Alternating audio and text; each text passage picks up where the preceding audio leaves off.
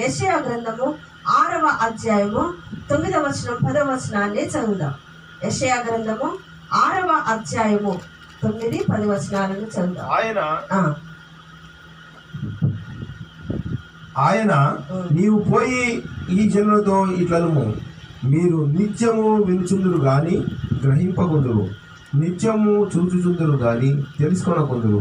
వారు కన్నులతో చూచి, చెవులతో విని, హృదయంతో గ్రహించి, మనస్సు మార్చుకొని స్వస్థత పొందకపోవునట్లు ఈ జనుల హృదయము క్రొవ్వ చేసి, వారి చెవులు మందపరిచి, వారి కన్నులు మూయించమని చెప్పాను. ఆమేన్. ఆమేన్.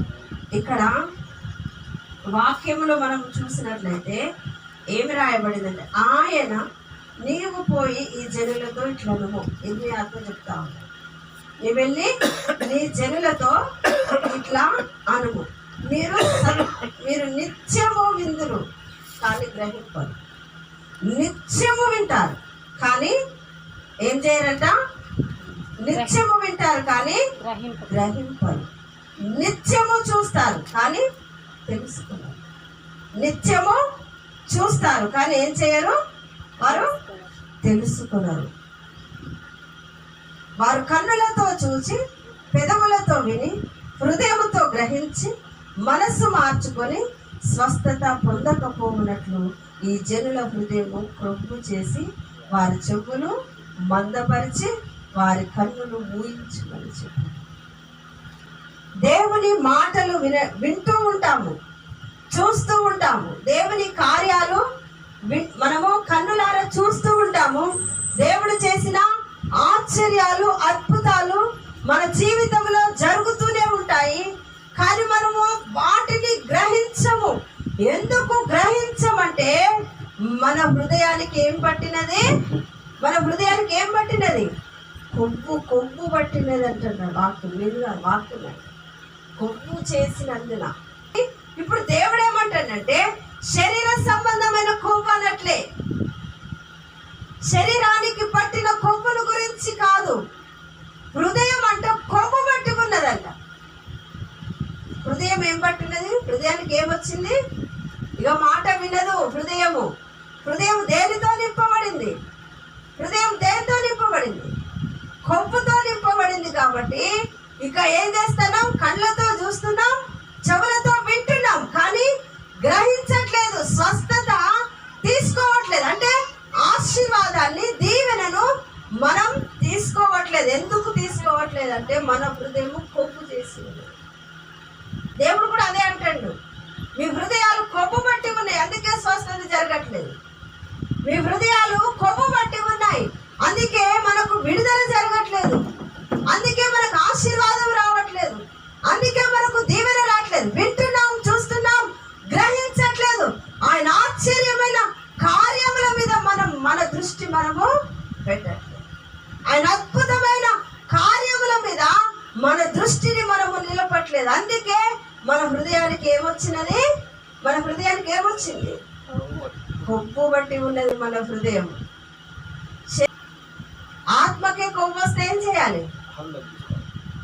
మన మనసులో ఉన్న గర్వము, డంబము, అహంకారము, ఇంకా దేవునికి విరోధమైన మనసు అంతా కూడా మనలో నుండి పోవాలి అంటే దేవుని సన్నిధిలో మనము నలగొట్టబడాలి. దేవుని సన్నిధిలో మనం నలగొట్టబడాలి. విరగొట్టబడాలంటే ఎక్కడికక్కడికి విరిగిపోయింది. నలగొట్టబడాలంటే చెరుకు మిషన్ చూసి ఇలా చెరుకు కాడలను అందులో పెట్టి నలిపితే కానీ రసం రాదు. ఆ మిషన్లో పెట్టి చెరుకు కాడలను అందులో పెట్టి ఆ మిషన్ నలిపితే ఆ రసం వస్తుంది. ఇప్పుడు మనలో ఉన్న కొవ్వు పోవాలంటే దేవుని సన్నిధిలో మనము నలగొట్టబడాలి. మన హృదయానికి పట్టిన కొవ్వు పోవాలి అంటే మనం ఏం చేయాలి? దేవుని సన్నిధిలో మనము నలగొట్టుకోవాలి. ఎవరో వచ్చి నలగొట్టడం కాదు, మనకు మనం, ప్రభువా నా పరిస్థితిని నేను నీ సన్నిధికి తీసుకొని వస్తున్నా, నా హృదయంలో ఉన్న వ్యతిరేకతను నీ సన్నిధికి తీసుకొని వస్తున్నా, నా హృదయంలో ఉన్నటువంటి బలహీనతలను నీ సన్నిధికి, లోబడిన ప్రజలకు శ్రమ ఎందుకు లోబడట్లేదు? హృదయానికి కొవ్వు పట్టి లోబడట్లేదు, అంతే కదా. ఎందుకు లోబడట్లేదు? మనం వాక్యానికి మనం ఎందుకు లోబడము? వాక్యానికి మనం ఎందుకు విరుద్ధంగా ప్రవర్తిస్తాము? వాక్యానికి విరుద్ధంగా మనం ఎందుకు నడుస్తాము? వాక్యం దగ్గరికి రాగానే ఎందుకు మన ముఖాలంతా నిద్ర కమ్ముకుంటే అంటే మొట్టమొదట మానవ హృదయానికి ఏం పట్టింది? దేవుని మీద ఆశ ఉండదు, దేవుని మీద ఆశ ఉండదు, దేవుని మీద ఆసక్తి ఉండదు. దేవుని మాటలను భుజించాలి, దేవుని మాటలను నెమరు వేయాలనే ఆశ, తృష్ణ, దాహము మనకు ఉండదు. కాబట్టి మనము కళ్ళతో చూస్తాము, చెవులతో వింటాము, కానీ మనము గ్రహించము, ఆశీర్వాదాన్ని పొందుకోము. ఎందుకంటే మనలో ఇవన్నీ కూడా మనలో ఇమిడి ఉన్నాయి కాబట్టి, ఇవన్నీ కూడా మనలో ఉన్నాయి కాబట్టి. మత్తయి సువార్త 13వ అధ్యాయం 14-15 వచనాలు.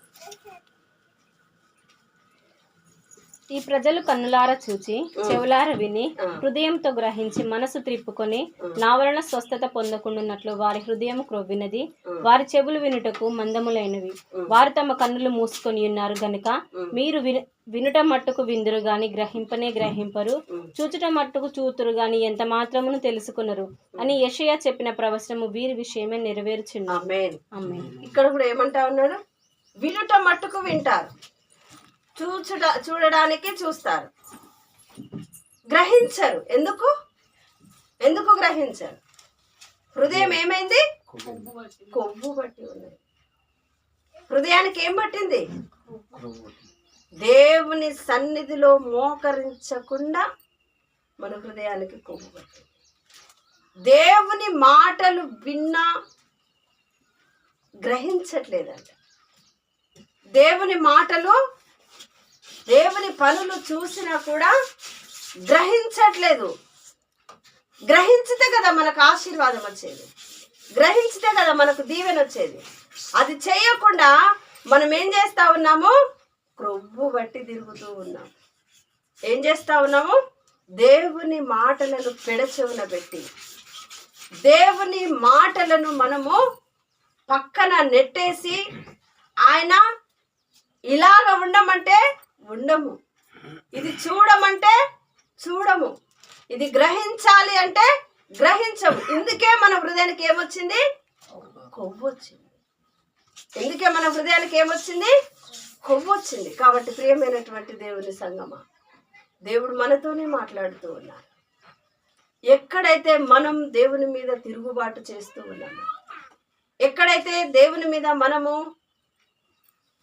దేవుని కంటే ఎక్కువగా మన ఆలోచన తలంపులను మనము ప్రదర్శిస్తూ ఉన్నాము, దేవుడు దుఃఖపడుతూ ఉన్నాడు, ఆయన కలవరపడుతూ ఉన్నాడు. ఎందుకు అంటే మన హృదయము, మన చెవులు మందగించి మన హృదయానికి కొవ్వు పట్టిందని ఆయన సూటిగా చెబుతూ ఉన్నారు. ఎందుకంటే ఆయన కార్యాలు చూసి చూడనట్టు ఉంటున్నాం, ఆయన మాటలు విని విననట్టుగా ఉంటున్నాము, ఆయన చేసిన అన్నీ కూడా చూస్తూ మనకు తెలియనట్టుగా ఉంటున్నాము. అందుకే ఏమంటున్నాడు? హృదయానికి కొవ్వు పట్టినది అంటున్నాడు.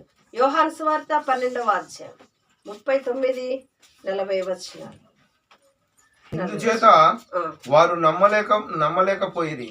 ఏలయనగా వారు కన్నులతో చూచి హృదయంతో గ్రహించి మనసు మార్చుకొని నా వలన స్వస్థపరచబడకుండా ఉండునట్లు ఆయన వారి కన్నులకు అంధత్వము కలుగజేసి వారి హృదయము కఠినపరచెను అని యెషయా మరి ఒక చోట చెప్పెను. యెషయా ఆయన మహిమను చూచినందున ఆయనను గురించి ఈ మాటలు చెప్పెను. అయినను ఇప్పుడు యెషయా హృదయానికి కొవ్వు పట్టిందనే మాటను ఎందుకు చెప్తుండు? దేవుని మహిమను యెషయా చూస్తా ఉన్నాడు. దేవుని మహిమను యెషయా చూస్తూ ఉన్నాడు కాబట్టి ఆయన ఆత్మీయ నేత్రాలతో ఆయన చూస్తూ ఉన్నాడు. ఇప్పుడు కన్నులకు ఏం కలిగింది? అంధత్వము కలిగినది. కన్నులకు ఏం కలిగింది? అంధత్వము కలిగినది. ఎందుకు? ప్రభు పనులు చూస్తూ కూడా చూడనట్టుగా ఉంటున్నాం, అనుభవిస్తూ ఉన్నాం మనం ప్రభు చేసిన ఆశ్చర్య కార్యం. మన ఇంట్లో ప్రభు స్వస్థతలు జరిగించలేదా? మన ఇంట్లో ప్రభు విడుదలలు కలిగించలేదా? అసాధ్యమైన వాటిని సాధ్యము చేయలేదా? మరణాల నుండి విడిపించలేదా? మనల్ని అపవాది శక్తుల నుండి విడిపించలేదా? భయంకరమైనటువంటి పరిస్థితుల నుండి, గాఢాంధకారం నుండి, మరణాంధకారం నుండి, అగాధ లోయలలో నుండి దేవుడు మనల్ని విడిపించలేదా? మనల్ని తప్పించలేదా? ఇవన్నిటిని అనుభవించిన మనం అంటాం దేవుడు మనకేం చేసిండంటాము. లేదు అంటే దేవుని పనులను మనము నిర్లక్ష్యం చేస్తూ ఉంటాం. లేదంటే దేవుని సన్నిధిని మనము నిర్లక్ష్యం చేస్తూ ఉంటాం. లేదంటే దేవుని సన్నిధికి రాకుండా ఉంటాం. లేదంటే దేవుని దుఃఖపరుస్తూ ఉంటాం. మన క్రియలను బట్టి, మన పనులను బట్టి, మనం చేస్తున్నటువంటి మనకున్నటువంటి పనులలో దేవుణ్ణి మనము గాయపరుస్తూ ఉంటాము, దుఃఖపరుస్తూ ఉంటాము. ఎందుకు అంటే ఇవన్నీ అనుభవించిన మనము గ్రహించకుండా మన కన్నులకు అంధత్వం ఉన్నది. మన కన్నులు అవి చూడలేకపోతూ ఉన్నాయి. లోకాన్ని చూడగానే లోకంలోనికి వెళ్ళిపోతాం. లోకం మనల్ని ఆకర్షించుకుంటూ ఉంటాయి. లోక పనులు మనల్ని ఆకర్షించుకుంటాయి. లోక భోగాలు మనల్ని ఆకర్షించుకుంటాయి. లోక పద్ధతులు మనల్ని ఆకర్షించుకుంటాయి. లోక పరిస్థితులు మనల్ని ఆకర్షించుకుంటాయి. లోక ఆచారము మనల్ని ఆకర్షించుకుంటుంది. ఎందుకు అంటే దేవుని కార్యాలు చూసి చూడనట్టుగా మనం ఉంటున్నాం. దేవుని మాటలు వినున్నట్టుగా మనం ఉంటున్నాము. కాబట్టి ఆకర్షణీయమైనటువంటి లోకము మనల్ని ఆకర్షించుకుంటా ఉన్నది. లోక పద్ధతులు మనల్ని ఆకర్షించుకుంటూ ఉన్నాయి. లోక పోకడ మనల్ని ఆకర్షించుకుంటుంది. ఎందుకంటే అందుకే అంట నా ప్రజలు వినున్నట్టుగా ఉన్నారు, చూసి చూడనట్టుగా ఉన్నారు. ఎందుకున్నారంటే వాళ్ళ హృదయము కొవ్వి ఉన్నది. ఎలా ఉన్నది వాళ్ళ హృదయము? వాళ్ళ హృదయము కొవ్వు బట్టి ఉన్నది. ఎంత బాధతో చెప్తా ఉన్నాడు చెప్పండి. ఎంత బాధ, ఎంత దుఃఖము. ప్రియమైనటువంటి దేవుని సంగమా, దేవుడు ఈరోజు మనతోనే మాట్లాడుతూ ఉన్నాడు. ఎక్కడైతే దేవుణ్ణి మనము బాధ పెడుతూ ఉన్నాము, ఎక్కడైతే మనము మన హృదయానికి కొవ్వు బట్టి తిరుగుతూ ఉన్నాము, దేవుని మాటలను నిర్లక్ష్యము చేస్తూ ఉన్నాము, దేవుని మాటలను పెడచెవున పెడుతూ ఉన్నాము, దేవుని మాటలను మనం అంగీకరించినట్లు నటించి అంగీకరించకుండా ఉంటున్నాము, ఎక్కడైతే దేవుణ్ణి మనము దుఃఖ పెడుతూ ఉన్నాము, కలవర పెడుతున్నాము, ఐగుప్తు ఆచారాలలోకి దిగిపోతూ ఉన్నాము, దేవుడు మనతో మాట్లాడుతూ ఉన్నారు. ప్రభువా, మీరు నాకు సహాయము చేయండి. మీరు సహాయము చేస్తే నేను ఇవన్నిటిని విడిచిపెట్టగలను. మీరు సహాయం చేయకపోతే ఇవి విడిచిపెట్టడము నాకు నా శక్తి సరిపోదయా, నా బలము సరిపోదయా, నా జ్ఞానము సరిపోదయా. ఐగుప్తు పద్ధతులు, ఆచారాలు మీకు విరోధమైన విడిచిపెట్టడము నాకు గ్రహింపు రాదు ప్రభువా. మీరు నాకు గ్రహించగలిగిన మనస్సును ఇస్తే నేను విడిచిపెట్టగలను.